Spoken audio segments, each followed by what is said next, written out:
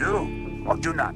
There is no try. What we do in life echoes in eternity. Vida se abre camino. My mom always said life was like a box of chocolates. You never know what you're gonna get. Ya no corras, Macario. ¿Para qué? Get busy living or get busy dying. One step at a time, one punch at a time, one round at a time. Keep your friends close, but your enemies closer.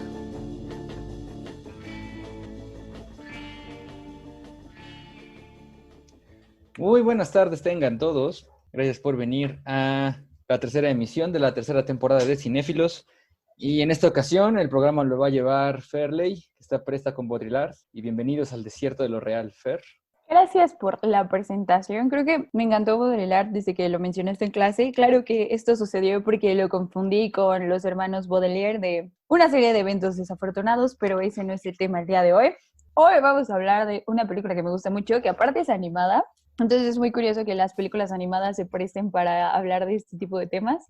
Y la película que nos toca hoy es Los Increíbles 2. Pero antes de empezar a hablar de ella, ¿cómo están todos? Muy bien por acá. Muy bien, Fer. Bien, bien. Muchas gracias por preguntar. Andamos al 100 como siempre.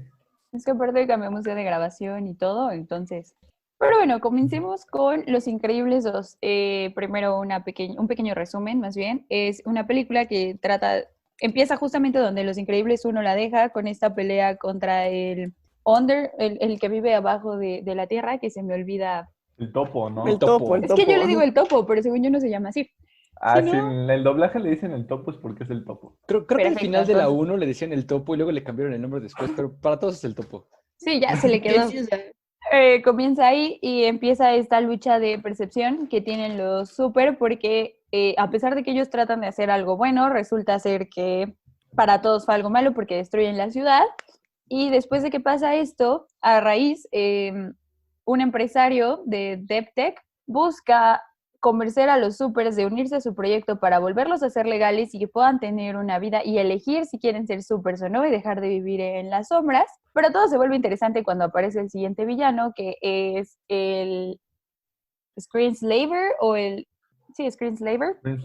Este va hipnotizando a la gente con distintas imágenes, van sacando los textos que van a decir y conforme le va contando a Elastigirl que va fallando en sus misiones y qué tipo de cosas son a las que se va a enfrentar, y nos lleva por toda esta trama. Y ahí va el spoiler alert, porque resulta ser que el Screenslaver es la hermana de DevTech y creo que, bueno, del dueño de DevTech, más bien, de Winston, que honestamente... Yo nunca lo vi venir, yo pensaba que Winston iba a ser el malo, pero díganme, ¿a ustedes les gustó o piensan que estuvo aburrida? A mí sí me gustó, o sea, no se me hizo como que la gran cosa, pero está bien, tiene lesbianas.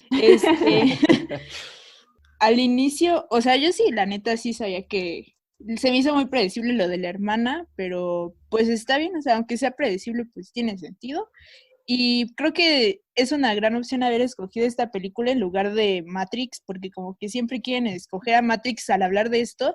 Siento que en esta película hay mejores ejemplos de lo que dice Baudrillard, y siento que en esta película la situación es exactamente como la va describiendo Baudrillard. A mí, la verdad, me da como X la película, o sea, no siento que tampoco sea la gran mamada.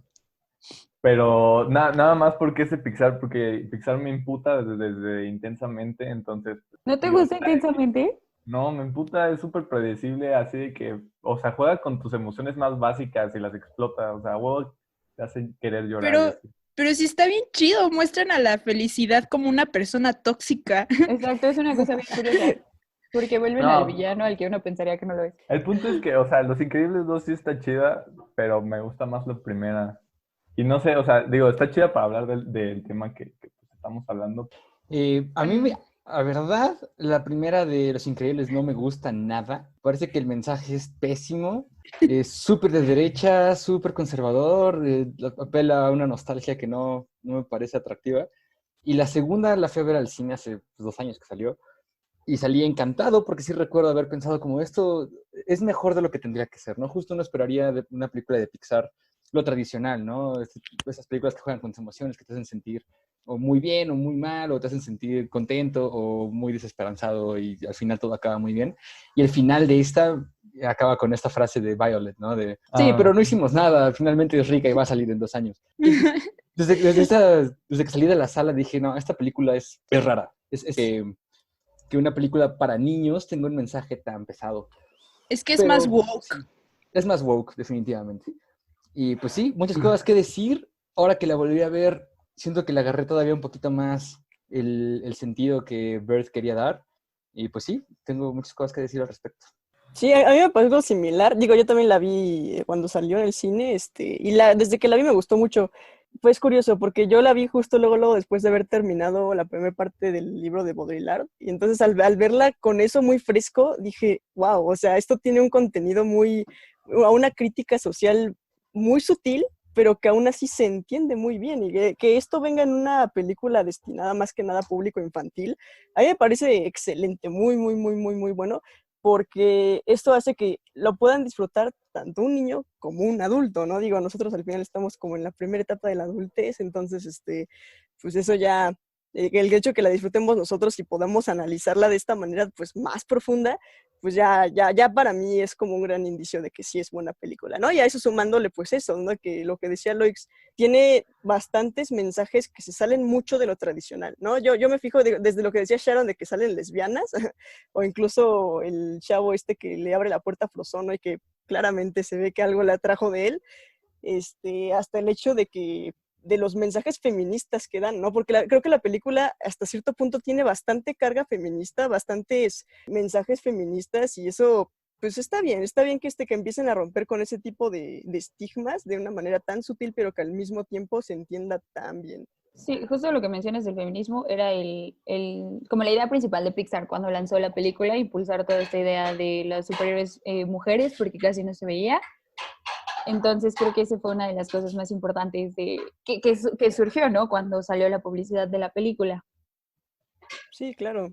Y más que nada porque vemos que tanto la villana como la heroína son mujeres, ¿no? Más que, o sea, la trama ahora sí que se desarrolla en torno a puros personajes femeninos, pero sin omitir a los masculinos como tal. Eso, la verdad es que lo llevaron bastante bien. La trama la llevaron bastante bien, sobre todo en ese sentido, ¿no? Y Isaac está pendiente de dar su reseña, pero lo veo contemplativo, entonces...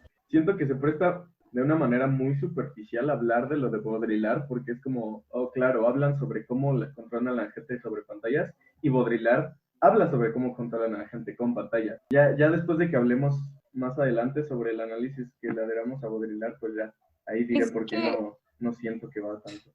Es que ahí es justo donde queda más, no solo porque hable de que en las pantallas te controla, sino todo el mensaje que quiere dar el villano es justo porque es tan buena para analizar a Baudrillard, porque lo que él dice, más bien lo que el villano dice, es que la razón por la que nosotros deberíamos de confiar a los superhéroes es por lo que por la simulación que son y no por quienes son.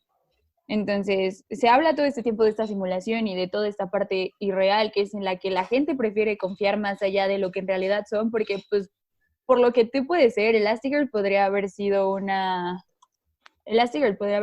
psicópata, su realidad, y como superhéroe hacer cosas buenas. Y tú no lo sabrías como tal, porque prefieres creer en Elastigirl más allá de en Helen.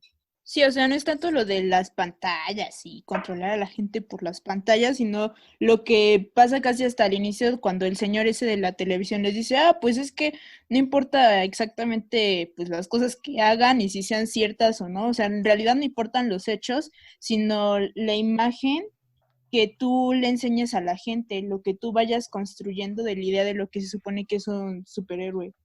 Así es, y el argumento va por ahí, porque ya no es solo, en la película lo muestran con superhéroes y lo dicen muy claro toda esta parte de lo que es una simulación y lo que la gente prefiere creer, ¿no? Que es lo que dice Baudrillard. Pero llevándolo un poquito más a la vida real, que creo que es algo que ejemplifican muy bien, todos tenemos esa máscara de superhéroes cuando nos metemos a alguna de nuestras redes sociales o cuando venimos, por ejemplo, aquí al programa, ¿no?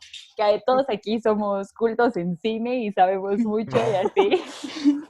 No. Sí, exacto. Y en realidad podemos no serlo, pero es la cara que venimos a dar aquí y probablemente quienes nos escuchen prefieren saber de nosotros en esta faceta que en la faceta que realmente somos. Sí, claro, creo que incluso es el principio de por qué la gente se vuelve famosa, ¿no? O sea, porque lo que dice mucho mi mamá es, pues a mí nunca me llamó la atención idolatrar a nadie porque al final eran personas como yo, ¿no? Que igual iban al baño, hacían caca y todo, ¿no? Realmente una persona se hace famosa porque lo que hace es, ¿cómo decirlo? Es algo que impacta a la gente, pero que no cualquiera se tendría podría tener la voluntad de vencer la flojera y decir, ok, va, yo voy a hacer eso, ¿no? Yo quiero estar en ese lugar. Entonces prefieren vivir su sueño a través de otras personas. Y eso es realmente lo que les empieza a dar como ese poder de la popularidad. Sí, no, y me parece también que es muy claro el mensaje sobre la pantalla, ¿no? Sobre cómo la sociedad se deja llevar, o al menos las opiniones que fundamentan, las hacen a través de los medios digitales, ¿no? Estaba ambientada creo que en los 60, 70, cuando todavía no hay celulares, pero es muy clara la crítica que hacen a eso.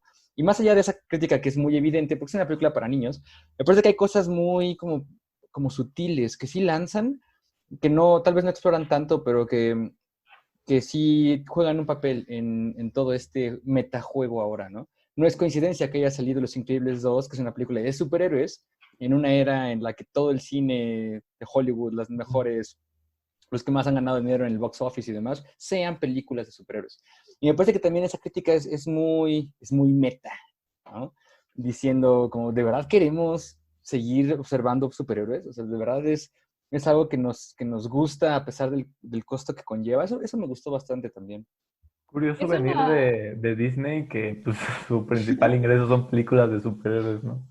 Pues todo lo que es Marvel es lo que le da la mayor parte de sus ingresos. Ahorita que dices es una película para niños, creo que ya se están enfocando más en esta parte de sí, son cosas para niños. Algo que decía el creador de Gravity Falls, que los capítulos de Gravity Falls son generalmente más largos que los de otras caricaturas, porque su creador, Alex Hirsch, lo que él dice es que los niños no son tan estúpidos como nosotros pensamos que son, y este tipo de mensajes subliminales o hacer las cosas relativamente claras para ellos desde que son pequeños empieza a tener muchísimo sentido y es más fácil que ellos se desarrollen mejor después y desde pequeños les empiezas a dar estas imágenes dentro de películas que nosotros podemos considerar infantiles. Sí, claro, o sea, digo, yo como alguien que estudia animación, creo que, o sea, todo el tiempo he defendido eso y creo que cada vez tengo más elementos para defender eso, ¿no? Un niño, digo, al final tú creas contenido audiovisual porque lo que quieres hacer es transmitirle a alguien un mensaje, ¿no? A través de, pues ahora sí que de ejemplificación, por así decirlo, lo que tú quieres hacer es transmitírselo sin tener que decírselo como un artículo científico, ¿no? Quieres que lo viva, que lo experimente y así es como tratas de hacer que permee en su ser, ¿no? Entonces, un niño, digo, a mí no me gusta esta frase porque es muy trillada, pero pues la voy a usar ahorita, ¿no? De que pues, sí son como esponjitas, y son como esponjitas no en el sentido de que se les pegue todo así tal cual, sino en el sentido de que o sea, al final van aprendiendo de esos mensajes implícitos, ¿no? Por ejemplo, lo que hablábamos del feminismo. Si en la primera película veían que los protagonistas eran hombres y que el Mister Increíble era el que se llevaba casi todo el crédito y los demás eran más que nada sus ayudantes, por así decirlo, en este están recibiendo un mensaje completamente diferente de decir, wow, la heroína salvó de la villana, ¿sabes? Y eso ya está creando una faceta completamente diferente en sus mentes a lo que pudieron haber creado con otros contenidos más conservadores, pues. Porque aquí, por ejemplo, cuando los niños empiezan a jugar, pues ya empiezan a ver esa otra posibilidad, ¿no? Esa otra posibilidad de decir, ok, los personajes femeninos existen. Y eso por decir el ejemplo del feminismo, ¿no? Pero también existe toda esta parte de decir, no sé, que de concientizarlos hasta cierto punto, de ahora que están usando muchos los teléfonos celulares que están cada vez más a su alcance. Digo, a mí me compraron uno hasta que tenía 15 años, pero bueno, también empiezan a inconscientemente a pensar en esto de qué tal que a través de este teléfono me pueden llegar a estar observando y al final pueden llegar a crecer y decir, no, es que sí es cierto, tengo que cuidar mi información personal, por decir un ejemplo, ¿no? Digo, a lo mejor suena muy superficial, pero no, yo creo que independientemente de que sea una película para niños o no, aquí el asunto es que el niño absorbe el mensaje y el adulto lo entiende, y eso es realmente lo que le da el mérito. Yo creo que también podría tener un lado positivo toda esta onda que estamos hablando del mensaje a través de las pantallas o de los medios digitales, porque igual podríamos usar ese medio para transmitir un mensaje positivo, ¿no? O sea, al final de cuentas, si utilizamos como esta onda del de las plataformas digitales para, no sé, para mandar un mensaje de cambio? No sé, es una pregunta para ustedes. Fíjate que de eso me quedé pensando ahora que la vi, porque es claro que la villana es esta Screenslaver, ¿no? La hermana, que tiene acceso a una tecnología distinta, que es nueva, moderna, tecnológica y demás, pero finalmente su hermano, que es como uno de los ayudantes de los protagonistas, está haciendo lo mismo. O sea, no están haciendo cosas distintas, los dos quieren manipular la opinión pública a través de medios, ¿no? De medios digitales en este caso, o electrónicos. Y me parece que el mensaje, o sea, no creo que sea tanto una crítica, sino más bien como una advertencia. O sea, el mismo poder de manipulación que tienen cualquier persona con acceso a los medios masivos podría usarlo para dar un mensaje X o Y. No creo que estén evaluando realmente si es un buen mensaje, un positivo mensaje o demás, pero sí es un cautionary tale, ¿no? Y justo de los feministas, yo creo que esa parte es el punto más débil, porque no por poner nada más a la heroína y la villana, creo que están haciendo... O sea, ese no es el énfasis, ¿no? Está bien que lo hagan, me parece que es importante tener diversidad en quiénes son protagonistas y antagonistas, pero sí, yo diría que esa es la parte más débil de al menos el mensaje que pretendo dar. Pero en el caso de Los Increíbles, a pesar de que Mr. Increíble sí es güero y de ojo azul, lo que hacen con él no es tanto ridiculizarlo, sino es como ponen esta parte de juegan mucho con los roles de género y lo que tienen que cumplir. O sea, generalmente estamos acostumbrados a ver a superhéroes hombres, no a las mujeres. Por esa parte sí estoy de acuerdo con Caro. Pero en el caso de Mr. Increíble, la parte que yo creo que más me gusta es cuando dice, yo tengo que, I have to succeed so she can succeed. Porque al final de cuentas ahí es donde dicen, no nada más es importante el trabajo de héroe, sino también lo que ocurre dentro y todo lo que está detrás del superhéroe. Entonces creo que por esa parte de los roles de género, Los Increíbles lo logra cubrir muy bien y trata de no ridiculizar ambas partes. Que no, el chiste sería como no tener roles de género, o sea, simplemente no solo cambiarlos, o sea, porque el punto, o bueno, lo que están tratando de hacer era cambiar sus roles de género, o sea, per se, o sea, entre comillas, pero no, el chiste sería solamente romperlos, o sea, que ninguno tenga un rol específico. Pues, o sea, yo la verdad es que sí soy mucho de esa forma de pensar, ¿no? De decir como de, sí, ya que se juegan los roles de género, como para qué los queremos, ¿no? Digo, yo que sí luego sí soy, pues, bien revolucionaria con toda esa cuestión del género, pues... Bien punk. Sí, lo he vivido incluso en primera persona, ¿no? Pero bueno, no estamos aquí para hablar de eso. Pero yo sí le atribuiría más bien, o sea, más que decir como de, es que se les invirtieron los roles, digo, ok, sí, de cierta forma sí, pero yo más bien diría, lo que pasa es que están tratando de hacerte ver que puedes seguir teniendo el modelo de familia unida, así como de que tienes que cuidar a los hijos y aparte atender lo que haces de trabajo, que en este caso era ser superhéroes, pero aún así eso no te tiene que orillar a encasillarte, ¿sí? O sea, más bien no es tanto de que sea la mamá y la papá, la mamá y el papá, perdón. Rompiéndolos. Sí, sí, lo que les digo, ¿no?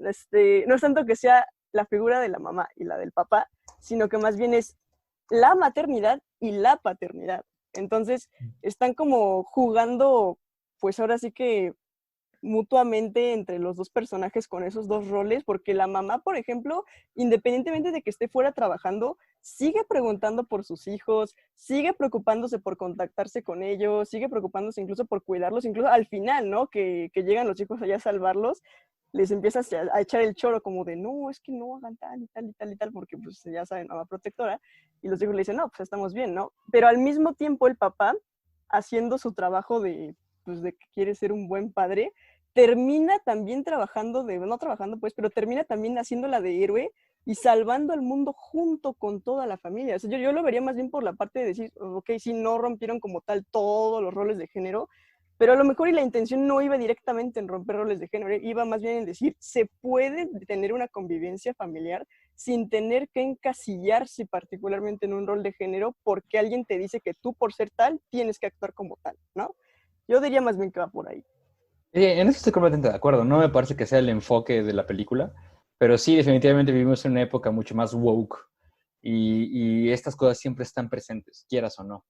Entonces, sí, claro. el espíritu del tiempo nos lleva a todos por ciertas vías. Y sí, definitivamente están jugando mucho con esa acepción que tiene la gente de los roles de género, ¿no?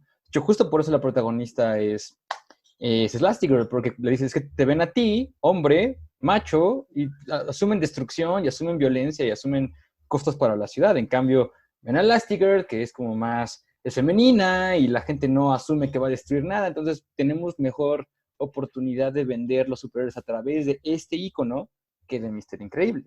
Entonces, me parece que es parte de eso también, ¿no? Como la gente te va a ver a ti, hombre, mamado, güero, ojo azul, y automáticamente va a asumir, va a destruir cosas, o va a romper cosas. Mira, ahí si fuera Estados Unidos no funcionaría. El sur siempre va a querer este mensaje de Mister Increíble, hombre mamado que los va a salvar. Eso, pero bueno, no es Estados Unidos la película. No, sí, y aparte, esa es la razón por la que odio la 1. Porque en la 1 o eres súper y naciste con poderes, o no eres nadie. O sea, déjenle los superpoderes a los súper y los demás ni se metan. Entonces, el villano de la 1, que es un niño que le echó ganas, que es inteligente, que salió adelante, eres el malo. Eso no me gusta, siento feo, ¿no? No mames. Sí, más malo el Mister Increíble por querer serle infiel a su esposa. Sí, es cierto. Creo que no va... bueno, yo la 1 no lo vi por ahí, sino más bien que es justo lo que tú dices de los mensajes, ¿no? Que le quiso dar todo el enfoque negativo a todo lo que él hizo, porque su trabajo y cómo lo hizo, pues sí estoy muy, muy, muy de acuerdo con que se esforzó mucho y él pudo no haber sido el villano, pero el enfoque que le dio a todo este trabajo fue donde terminó yéndose por el lado de villano, quiero decirlo así. Pero nos vamos a ir ya a nuestra siguiente parte, que vamos a discutir un poquito del texto, que es de Baudrillard, Cultura y Simulacra. Estamos entrando más bien a nuestro segundo bloque, que es el análisis del texto Cultura y Simulacro de Jean Baudrillard, en el que habla un poco de lo que percibimos como realidad y lo que en realidad es la realidad, que en palabras de Baudrillard, aunque seguimos teniendo una necesidad de buscar la realidad, ya no sabemos exactamente cuál es, porque ahora tratamos de buscarla, pero elegimos la copia de la copia. Y creo que Isaac está como triggereado. ¿Algo quieres decir? No estoy triggereado. Solo que estábamos en estas pequeñas charlas que tenemos antes de cada bloque, las cuales ustedes no escuchan, pero quizá después. Deberían escucharlas. Y yo estaba diciendo, no hay nada más posmoderno que este libro. O sea, este libro fue posmodernidad, bueno, muchos años de la posmodernidad cocinándose, y llegó hasta aquí, hasta este punto donde ya aceptamos que no hay realidad. Y yo le dije a Loix, ¿qué hay más posmoderno que aceptar que ya no hay una realidad? Este libro literalmente empieza diciendo que hay tantas que ya introduce un nuevo término y dice, ok, ya, hiperrealidad. Y ya Loix se triggeró. Sí, me triggeré a hablar del posmodernismo por muchas razones, particularmente porque no lo entiendo, más que nada. Pero no me parece ni siquiera posmoderna la idea de que existe un constructo social que está determinado por un montón de factores que te hacen pensar que la realidad es de cierta forma. O sea, sí hay una especie de objetividad en lo que uno observa y percibe de hiperrealidad. O sea, no es como que cada quien piense lo que sea y haga lo que sea, porque pues, mi caca puede ser arte y demás. No va por ahí. Va más por el hecho de reconocer la incapacidad que tenemos ahora de acceder a la realidad tal cual es. Y no sé, o sea, no me parece tan posmoderno. Sí va por ahí, pero yo no diría que es el libro más posmoderno que hay, ¿no? O sea, no sé, pero justo como yo comprendo lo que es posmodernidad, o como lo quieran llamar, no puedes definirla porque existe todo un caos exacerbado en la realidad que no puedes determinar bajo ningún arquetipo o ninguna estructura racional. Entonces, justo me parece que la intención del posmodernismo solo es eso, ¿no? Señalar los límites y desconfiar de cánones, desconfiar de teorías, desconfiar de cosas estructuradas y fijas, ¿no? Y entonces yo me pregunto, o sea, sí, hacer filosofía, ¿no? O sea, llevamos 2000 años haciendo eso todo el tiempo. De eso viven los filósofos, de desconfiar de las cosas que vienen antes. Entonces también me parece un poco como, no sé, quizá un poco hipócrita, querer solo buscar la crítica. Y eso es muy nietzscheano, y no por hacerlo menos, solo solo me parece raro. Y sí, yo no comprendo la idea postmoderna de cosas, ¿no? De toda esta modernidad líquida. Sí, entiendo que es líquida. ¿Y luego qué? O sea, sí, ya sé que es líquida. Llevamos 2000 años diciendo que es líquida. ¿Y qué hago después? Más que buscar la crítica, yo creo que sería como criticar todo, ¿no? O sea, ¿sabes? O sea, buscar la respuesta a la crítica sería más, o sea, más bien el posmodernismo intenta criticar todo, ¿no? Sí, como Sócrates. O sea, sí. Entonces, no sé. Pero podemos cambiar de tema. ¿Podemos hablar de Baudrillard? Sí, regresando un poquito a... Este programa cambió de tema. Volviendo a Baudrillard, haciendo hincapié en esta idea de la realidad y lo que uno interpreta y demás, algo que me gusta mucho de las primeras 30, 40 páginas es la referencia que hace al cuento de Borges, ¿no? Del mapa, porque el mapa no es el territorio, ¿no? Y esta sociedad hiperavanzada que hace un mapa, pero es una réplica de milla por milla. Y dicen, no manches, qué padre, ¿y para qué le sirve el mapa? Realmente para nada, volvimos a la ciudad, funciona casi tan bien como uno. Y es este juego de, sí, claro, yo podría hacer una representación de la realidad tan fidedigna que no se distingue de la realidad y entonces puedo vivir en ella sin darme cuenta si eso no es la representación, ¿no? Me gusta mucho esa manera de acercarse al tema porque es algo que excede nuestras capacidades cognitivas y tiene que hablar de ello en referencias, en hipérboles, en este tipo de cosas exageradas, para que puedas darte cuenta de lo absurdo o lo ridículo que puede ser pensar una hiperrealidad, que es el centro de esto, ¿no? Como ver en dónde puedes tú poner el dedo sobre esta es la interpretación de realidad que voy a seguir, o que me determina a mí como persona para hacer actos y demás. Pero es justo donde entra ya lo que es Baudrillard, porque justo cuando ya tienes este mapa que se parece tanto a la realidad y que a pesar de que puedes llegar a saber qué es lo real o hacerte una idea de qué es lo real, prefieres elegir esta imagen creada sobre todo lo que tú creías, digo, igual y es porque no puedes seleccionarlo como tal y porque ya pasó por las 4 etapas de la imagen que empiezan por algo que sí se ve real y se va desconfigurando hasta que se vuelve lo que llamamos el simulacro. Bueno, Baudrillard lo dice un poquito sutil, a lo mejor ni siquiera quiero decir eso, pero pues yo lo interpreté de esa manera. Yo se lo atribuiría un poquito más al miedo inherente que la gente tiene de regarla en la realidad. Como que el simulacro les da cierta seguridad de decir, aquí no importa tanto que la riegue, ¿sabes? Aquí no importa tanto que cometa el error. O sea, me llamó mucho la atención el ejemplo que pone de un lugar, de una reserva natural, no me acuerdo cómo se llama ni dónde está, solo recuerdo que era una reserva natural, unas grutas, que dice... De la CAIS o eso, lo de las pinturas rupestres. Sí, pero no me acuerdo cómo se llama el lugar, pero... Ese. Ajá, las rutas es de Francia, pues. Ándale, sí, esas que están ahí Las enfrente. CAIX, algo así, no sé cómo se pronuncie. Un nombre chistoso tienen por ahí, sí. Bueno, esas. Pero ¿qué dice? No, pues, las grutas han estado bloqueadas para el acceso humano desde hace muchísimo tiempo, ¿no? Casi es un lugar virgen porque no dejan entrar a nadie ahí de tan sagrado que lo consideran, pero hicieron una réplica prácticamente exacta de esas mismas grutas y la gente va ahí a vivir la experiencia de las grutas como si fueran las grutas reales y esa es la impresión que se les queda. Para toda la gente que ha visitado esas grutas, esas son las reales, ¿no? Y todo el mundo está consciente de que existen las auténticas, comillas, pues digo comillas porque al final las auténticas nadie las ha experimentado y al final la realidad de alguna manera viene de lo que la gente empieza a experimentar y por eso empieza el simulacro hiperreal, porque la gente empieza a tener menos miedo de experimentar en una vida que está pues centrada, basada en los principios de un simulacro y no en lo que vendría siendo pues ahora sí que la realidad, ¿no? Entonces yo sí pues ahí cuestionaría un poquito el hecho de decir qué tanto tiene que ver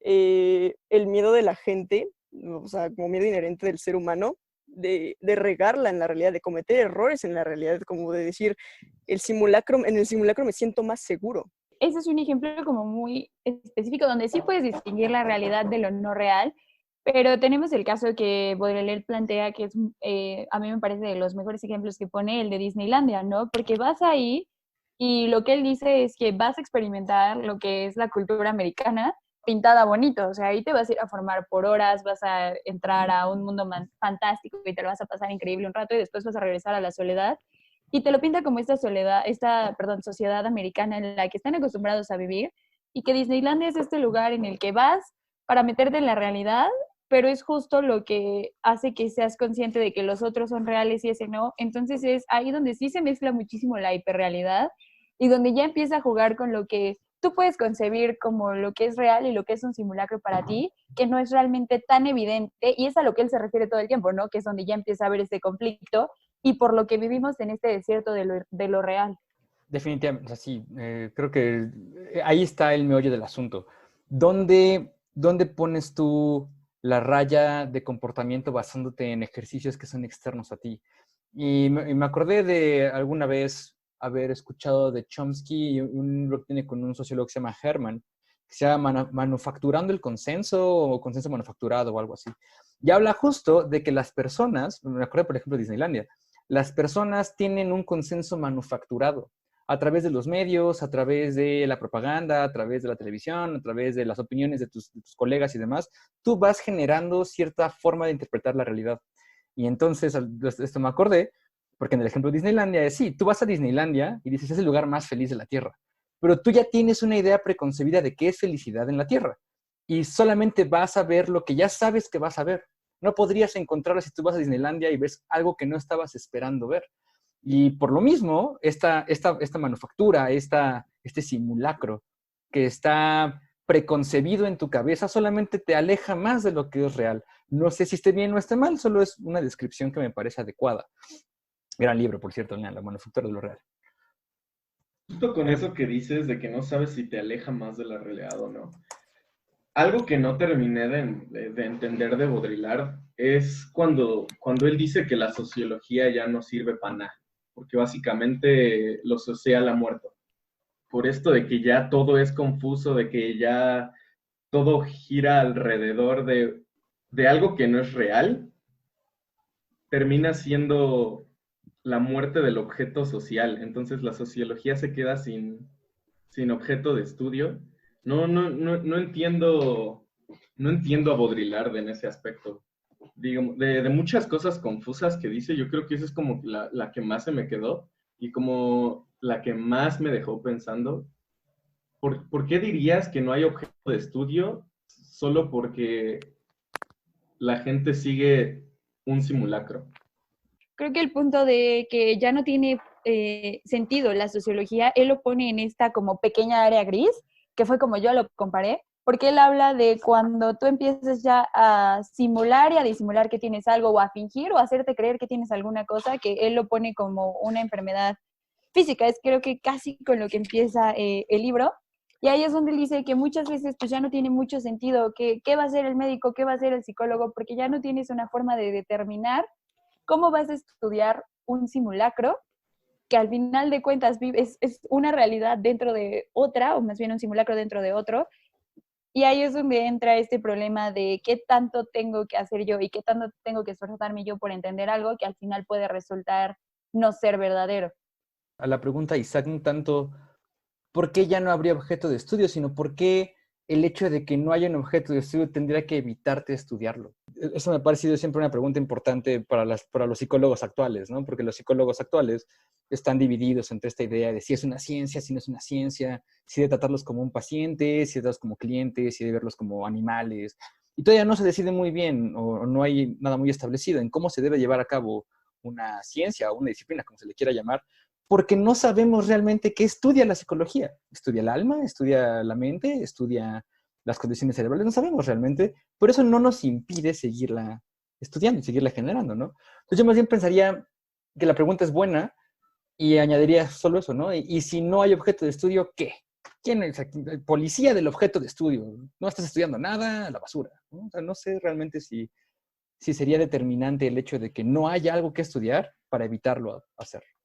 También un punto que también se me hace válido para debatir es hasta qué punto quieres abandonar tu realidad falsa o tu simulación, ¿no? O sea, si estás cómodo en ese mundo construido por ti o construido por, no sé, la sociedad o, no sé, altos mandos, hasta qué punto, pues, te sientes cómodo en esa realidad falsa y pues si estás cómodo, pues, ¿para qué abandonarla, no? Es que creo que un punto importante ahí es que para Baudrillard nunca hay esta opción. Y hay un video, de hecho, que me gusta mucho de Wisecrack, donde ellos te dicen qué salió mal con Matrix explicando a Baudrillard. Aparte de que lo hacen muy, muy literal, en algún punto te dicen, es que no, para Baudrillard no hay opción de ver lo real o vivir tu sueño. Sin Baudrillard dice, vas a vivir siempre en un sueño porque ya no hay forma de que tú percibas la realidad. Entonces, no importa como cuántas ganas tú tengas de ya no ver lo que la gente quiere que tú veas, cuesta muchísimo trabajo encontrar lo que es real y poner tu dedo en lo que es real, porque ya vivimos en este desierto de lo real que hace que todo parezca que es real. Esto me recordó a nuestras charlas de cafés filosóficos que teníamos hace algunos años, porque justo ese era mi tema. O sea, eso es lo que yo no comprendo de la sociedad actual. ¿Por qué la gente ha hecho grupos completos, sociedades, comunidades, respecto a la píldora azul?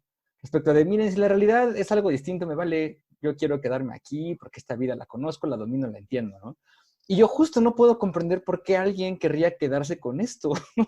Volteando alrededor, eso es horrible. ¿Por qué querías quedarte en la cueva? O sea, solo podría ser peor, ¿no? Y justo quedarse en la cueva me parece algo que yo ya no comprendo. Pero aquí también se ve como el cambio de generación, ¿no? O sea, yo crecí en un mundo en el que siempre quería saber la verdad.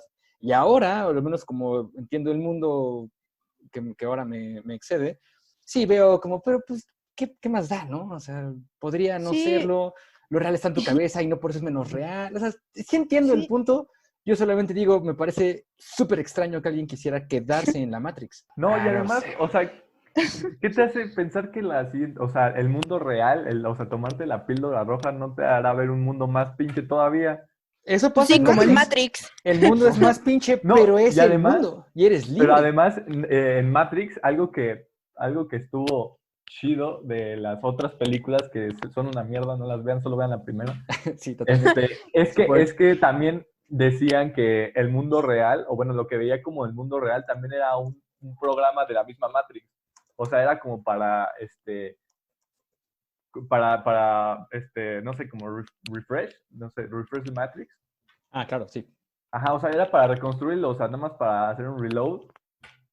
Y o sea, no tenía nada de sentido, o sea, nada más era para que alguien saliera, pero para que la volviera a poner a funcionar. Exacto, sí, o sea, el objetivo del elegido en la Matrix es que es el error que permite que la Matrix funcione, entonces tiene que volverse a meter para volver a empezar otro simulacro que va a ser exactamente igual y va a funcionar exactamente igual y todos son muy felices y los humanos siguen siendo esclavos y las máquinas siguen siendo amos y todo funciona muy bien.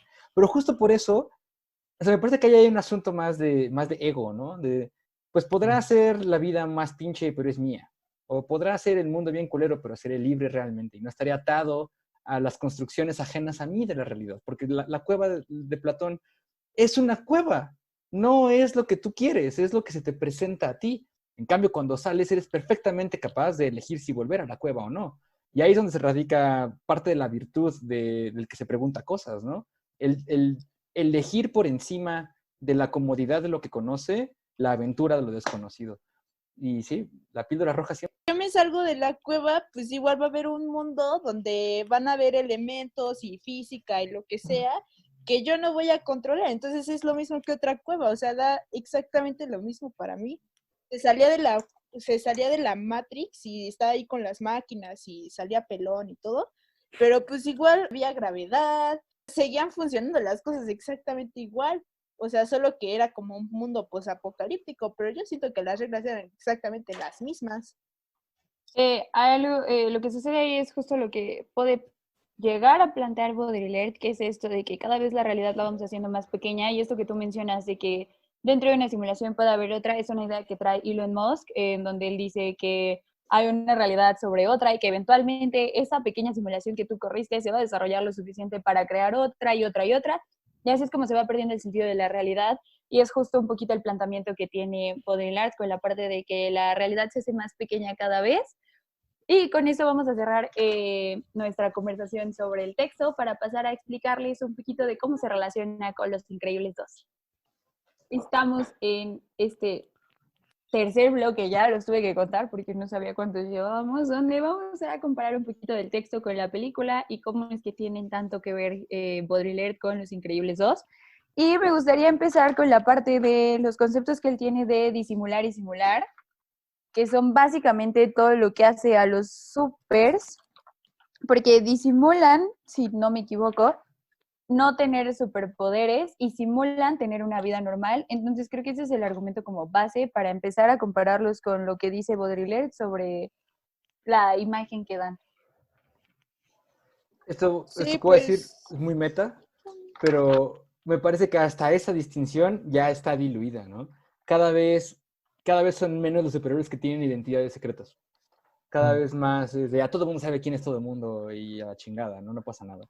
Pero eso como en películas más recientes, porque en Los Increíbles es algo que tienen mucho cuidado, y en películas que cuando empezaban los superhéroes, que es un caso de los superhéroes de DC, donde, aquí está, que tienen como mucho cuidado con esta parte de tengo que cuidar mi identidad, porque no solo es protegerme a mí, es protegerme a la gente que me rodea, y es donde entra en el juego de los superhéroes esto de disimular y simular, y por qué es tan importante para ellos.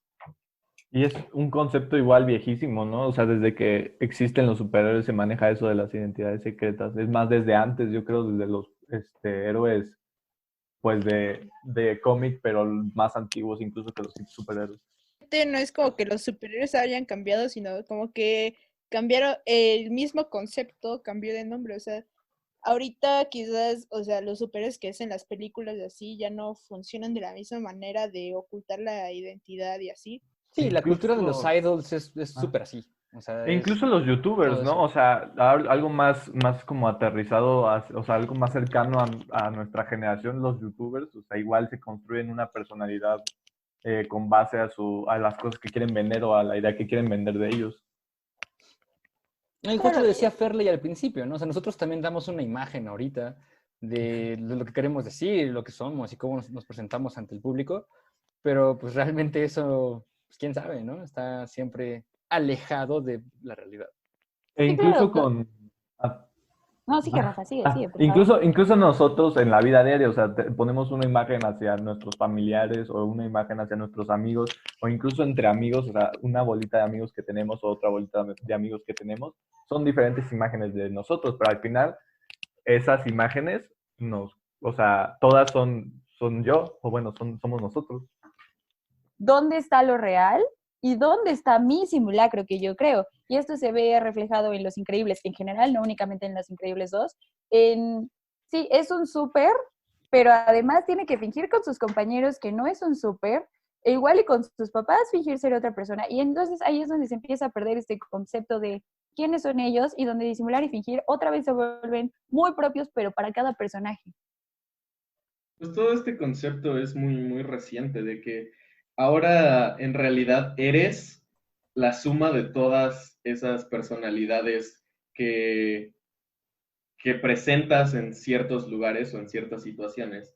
Ahora eres la suma de tu Instagram, de tu Facebook, de cómo te comportas con tus papás y de cómo eres con tus amigos los de filos, ¿no?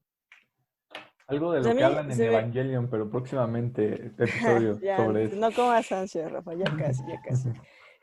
No, a mí pues me ganó un poquito lo que iba a decir Maffer, pero pues le complemento de antitito, ¿no? O sea, yo creo que las redes sociales son el lugar que por excelencia nadie puede salir de la simulación, ¿sabes? Porque ahí no solo es el hecho de que tú des la imagen que tú quieres dar ante el mundo, de que al final tú publiques solo lo que quieres que la gente vea, porque independientemente de que publiques que reprobaste o no, pues publicas que lo que te gusta que vean. Y si te gusta que vean que reprobaste y te enorgulleces casi, o al menos quieres dar risa, pues es lo que quieres que vean al final.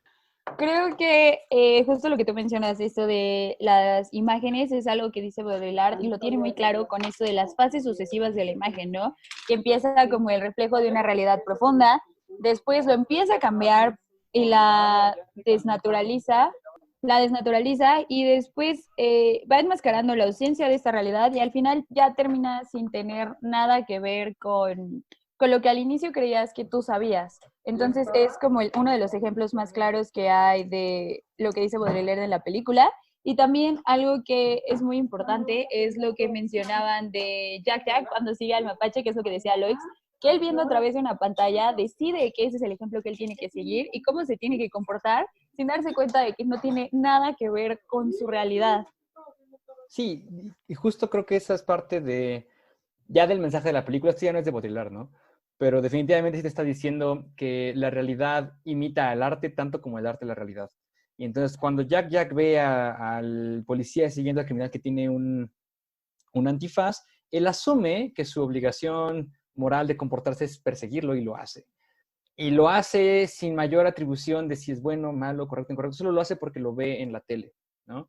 Y junto con la conversación que tiene en algún momento Elastigirl con la villana, de qué es más importante el producto o venderlo, me parece que por ahí va la moralidad de la película, ¿no? El mensaje que pretende dar, que no es tanto que sea, no es tanto la carga moral que le puedes dar a un objeto, sino cómo se la das a las personas que la van a consumir, lo que la hace valiosa o no.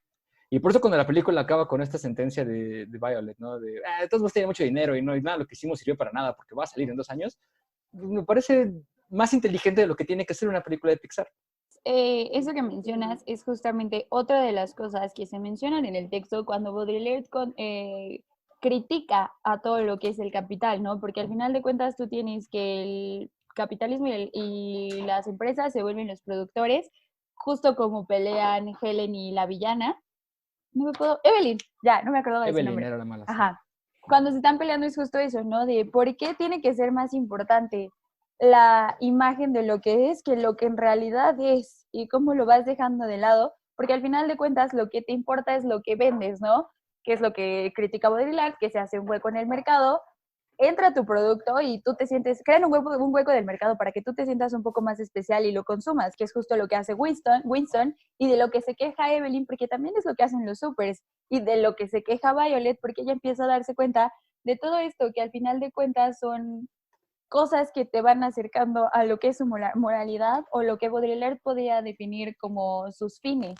Algo, ya cambiando de tema, me gustaría mencionar algo que noté con las películas de Brad Bird, ¿no? El director de Pixar, que es que siempre tiene esta dicotomía entre el talento y el no talento, ¿no? Entonces en Ratatouille ven a la rata súper talentosa y al güey que no es talentoso. Y están estas dos posturas, de el talento se nace y o eres genial o no eres nadie, y la otra de, pues echándole ganas, cualquiera puede ser artista y todas estas cosas, ¿no? Y en esta película lo que veo es que ya no es apostar por lo súper, sino apostar por una comunidad, ¿no? Y aunque la villana es la villana, sí siento que la hacen ver como empática, así es como, piensa que a lo mejor la villana tiene razón, que a lo mejor pensar en un superhéroe que te va a venir a salvar te está ocasionando daño, que a lo mejor ver películas de superhéroes está dañando la industria del cine porque esperas cosas como hechas ya de fórmula, que no permiten la generación de nuevo talento, nuevas historias y demás. Entonces me parece que también va por ahí mucho algo que Baudrillard va a mencionar en algún otro lado, sobre los productos capitales, ¿no? Los productos comerciales. ¿Por qué hay tantos peladores de papa en el mercado? Me acuerdo de ese ejemplo. Pues porque la gente conoce cómo funciona el pelador de papas, todos tienen uno, ha funcionado exactamente igual y bien durante 30 años, pero la gente quiere comprar otro porque es más bonito. Y va a ser exactamente lo mismo. Tal vez se rompa antes. Y el comercio se dedica a eso, a intentar promocionar nuevas necesidades que no son reales, que no existen. Y eso ocasiona problemas. Lo que dice Watergate, ¿no? Que es al final una ilusión de todo lo que es bonito y lo que según tú necesitas, pero al final de cuentas nunca está unido a lo que la sociedad necesita o lo que la sociedad quiere, ¿no? Solo es Watergate y su ilusión. Y es justo esto que mencionas, ¿no? Que puede haber 1000 peladores de papas y de esos 1000 vas a escoger el más bonito o el más nuevo, porque al final de cuentas es esto que te están vendiendo y que es algo más nuevo y que se adhiere a esta fórmula que según es la fórmula del cambio, ¿no? Que es lo que te vende ahorita el sistema en el que vivimos o el simulacro en el que estamos. Es curioso que traigas esa cita, bueno, es lo que dice Brad Bird.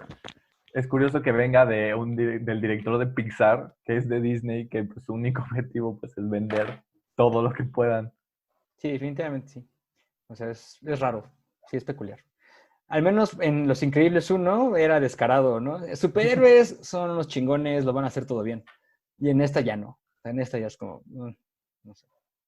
es mostrarte la crítica, ¿no? De la realidad en la que vives, y volvemos a lo mismo, ¿no? Que es el argumento más importante de todo, que terminas prefiriendo esta realidad falsa que tú te creas y enamorarte de esta idea de, claro, porque son buenas personas según lo que veo y son disque altruistas y se visten en un traje brilloso y fueron buenos conmigo una vez, tengo que confiar por completo en ellos o que me guste algo de lo que estén haciendo, pues no es necesariamente lo que tienes que hacer, sino que es confiar como en lo que ustedes mencionan, ¿no? El talento de la gente, o basarte en lo que en realidad son, en lo que en realidad son tus acciones. Sí, ahí viéndolo desde el punto de vista de Baudrillard, habría que analizar más el caso de Evelyn, ¿no? O sea, habría que, digo, sí, claro, te la pintan como la villana porque al final, pues hay que entender que es una historia dirigida en cierto punto para niños y pues tiene casi que existir el villano y el bueno, ¿no? Pero ya si lo analizamos un poco mejor y tomando en cuenta las ideas de Baudrillard, o sea, habría que ver más, yo creo que más bien Evelyn, más que ser la villana, es la defensora de esa realidad, ¿no? La que dice, ¿por qué tienes que someterte a vivir en la simulación? Es más, digo, no lo quiero decir con estos términos porque no quiero atribuirle nada a ningún aspecto, pero pues aquí casi vendría a ser como la abogada del diablo, ¿no? Porque Winston justamente lo que defiende es la simulación, mientras su hermana lo que defiende es la realidad. Y aquí está muy curioso porque viéndolo desde ese punto de vista, terminó triunfando la simulación. La gente, sobre todas las cosas, tanto los superiores como los civiles, terminaron escogiendo vivir en la simulación y la realidad quedó como la mala en ese sentido. Pero es que no tenían opción. Pero es que la gente no tiene opción de elegir porque solamente ven lo que se les provee a través de las pantallas de la televisión. Entonces, sí, estoy de acuerdo contigo. La villana justo lo que está diciendo es, la gente no tiene que creer en la simulación ciegamente, por eso se murió su papá. Porque su papá tenía esta idealización de que el superior iba a venir a salvarlo, ¿no? Casi como la religión. Casi como, pues si yo me siento aquí y le rezo a Dios, me va a ir bien. Y a lo mejor eso te pone en riesgo no solo a ti, sino a otros. Entonces lo que Evelyn está diciendo es justo eso. Deberíamos de confiar más en nuestras propias acepciones y nuestras propias capacidades que en estas simulaciones que nos hemos generado. Que para hacerlo hay que hacer otras simulaciones, es debatible. Pero pues eso es lo que está ahí. Ok, acabas de decir a Nietzsche. ¿Acabo de decir a Nietzsche? Acabas de... Evelyn es Nietzsche, al parecer. Tú ves a Nietzsche en todo. Es toda esta... No, pero pues es toda esta idea sobre... en la que está basada el anticristo, ¿no? De empezar a aceptar la realidad tal y como es y no estar todo el tiempo distraído en escenarios imaginarios, como lo es este mundo de prometido, donde todo es bueno y que está allá arriba y te va a ser recompensado, no pase lo que pase. Entonces, pues yo no sé, yo oí como tú dijiste Evelyn y yo dije, no, Evelyn es Nietzsche para Loix. Es que tiene algo de sentido porque al final de cuentas ella persigue esto de conseguir algo que sí está muy cerca de conseguirlo, ¿no? De mostrarle a la gente que los superhéroes pueden, y al final vuelve a caer y no logra su misión, pero a pesar de ello, ella se da cuenta de que las cosas no son tan bonitas como las pinta su hermano y no son tan bonitas como lo pinta la simulación, y es por eso que ella busca que despierte todo el mundo, sobre todo la parte en la que ella toma su pasado para tomarlo como justificación y mostrarle a la gente que en realidad no son tan buenos y en realidad tienen que preferir la seguridad, muy entre comillas, de lo que es la realidad, porque en su caso fue la simulación que los superiores llegaran a salvar a su papá y la realidad era meterse a un cuarto de seguridad y ahí es donde está el debate más claro para ella. Y creo que con eso vamos a cerrar nuestro pequeño análisis de cómo se relaciona Baudrillard con Los Increíbles 2. Vamos a pasar con nuestras pequeñas conclusiones sobre la película. Entramos en esta última sección donde les contamos un poquito de nuestra opinión sobre la película y el texto. En lo personal es una de mis películas de Pixar favoritas. Creo que la animación es muy buena y la historia es muy buena. Y relacionarlo con el tema de Baudrillard me gusta mucho porque, como les comenté al inicio del programa, yo lo había confundido con Baudelaire, que no tiene nada que ver. Y desde ahí me empezó a gustar mucho el tema. Creo que es un texto bastante interesante, a pesar de que en metafísica muchas veces ya no hay de qué hablar y del estudio de la realidad, pues ni qué decirse, porque eventualmente es imposible determinar cómo es la realidad. Pero creo que habla de muchas cosas con las que nos podemos relacionar hoy en día y te empieza a hacer dudar de muchas cosas que ya conoces. La pues está amena. El texto es el que más me gustó. Igual está como muy ameno de leer y todo, y luego cuenta muchas anécdotas y me hace reír cuando empieza a decir que la estructura del Museo Pompidou está mal hecha porque no entiendo por qué dice eso.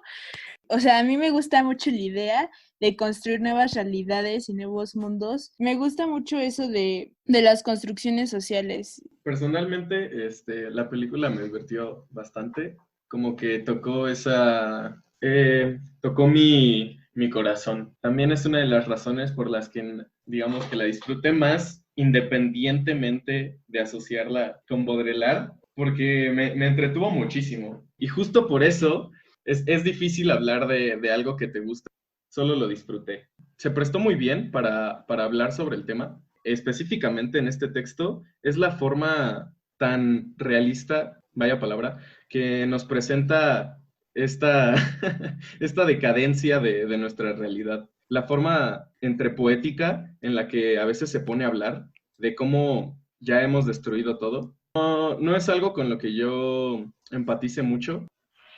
Bueno, a mí, pues, el texto sí me gustó mucho, toda esta idea pues, la construcción de realidad, igual, como Sharon lo decía, es bastante interesante. Bueno, en la película, la verdad es que, pues, no soy tan fan de Pixar, ni de Disney, ni nada. A ver, empezando con la película, no puedo decir que es mi favorita, o sea, la verdad, y luego sí soy mucho, insisto, supongo que porque estudio animación, pero sí soy mucho de estar viendo películas animadas, pero esta no, sí me gusta, y me gusta mucho, de hecho, pero creo que tengo tantas que conozco que no puedo decir que es mi favorita, o sea, hay muchas que están por encima de esa, ¿no?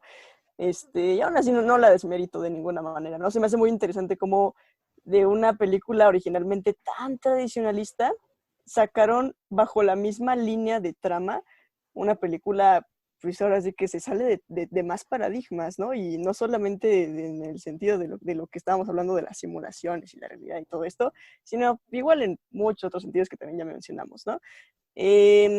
Entonces, sí, pues sí, me gusta esa película en efecto. Y en cuanto al texto, pues igual tampoco puedo decir que es mi favorito. La verdad, se me hace bastante interesante esa idea de decir, es que vivimos en una simulación, es que la realidad es lo que, pues ahora sí que no pues, se va a escuchar muy trillado, pero no es lo que se aparenta, es lo que te quieren aparentar y todo esto. Se me hace muy interesante de analizar, más que en sí de leer, se me hace muy interesante de analizar, como que sí son de esas cosas que te vas a dormir y te quedas pensándolas, ¿no? Como de, híjole, ¿qué tal que esto, aquello y el otro, ¿no? Lo único que sí, como que no me gusta tantísimo de leer a Baudrillard es que, digo, mientras creo que Sharon era la que decía que le encantaba que hiciera muchas referencias, a mí la verdad es que sí se me hace un poquito de flojera, porque digo, a mí me interesa lo que estás diciendo de las simulaciones, ¿no? No siento que me haga tanta falta que me hagas 1000 referencias por cada 2 oraciones de la simulación que me dices, ¿no? Entonces, en ese sentido, sí, un poquito de repente dije, híjole, ya va a empezar otra vez, ¿no? Pero el tema me gusta bastante el tema que aborda y todavía más divertido platicarlo, insisto. Pues comparto un poco de lo que decían todos, ¿no? Yo soy como Rafa, no soy un gran fan de Disney y de Pixar, pero sí estaría dentro de mi, al menos top 5 de películas de Pixar al menos, porque me parece muy inteligente, muy agradable la forma en que manda el mensaje Brad Bird. Al mismo tiempo estoy de acuerdo con Sharon, el texto es infinitamente mejor. El texto, esta idea no es mía, es un profesor que tuve en la UNAM que se llama Gerardo de la Fuente, ¿no? Gerardo de la Fuente decía que había 15 libros que tenías que leer para saber filosofía. No sé si este está ahí, pero sí sé que debería de, porque te pone el mundo actual en miras de una sociedad construida a través de un montón de procesos, ¿no? Entonces me parece que es muy bueno si quieren iniciarse o si son ya dados a esto, es un gran texto para comenzar a discutir. Y respecto a los mensajes que dan, me parece que sí es importante al menos preguntárselos, ¿no? ¿Qué tanto de lo que hacemos está basado en la realidad y qué tanto puede ser peligroso basarnos tanto en lo que vemos y en lo que apreciamos y en lo que interpretamos de las cosas? Y en una de esas, por estarle rezando a Dios, nos disparen en nuestra casa, ¿no? Entonces, pues, creo que es una pregunta que todos deberíamos hacernos, ¿no? Y bueno, pues ya ha llegado el fin de este capítulo. Estaremos volviendo la próxima semana hablando del bueno, el malo y el feo y Ayn Rand con el egoísmo como una virtud. Y yo estoy muy emocionado porque soy fan del western. Entonces, pues nos veremos la próxima semana. Gracias a todos. Nos vemos. Despídense. Bye, banda. Un gran poder conlleva una gran responsabilidad. It's mercy, compassion, and forgiveness I lack, not rationality. Things you own end up owning you. No volteo al pasado, nene, me distrae del ahora. Moments will be lost in time like tears in rain. ¿Sabes qué decía mi abuela? Si quieres hacer reír a Dios, cuéntale tus planes. Hasta la vista, baby.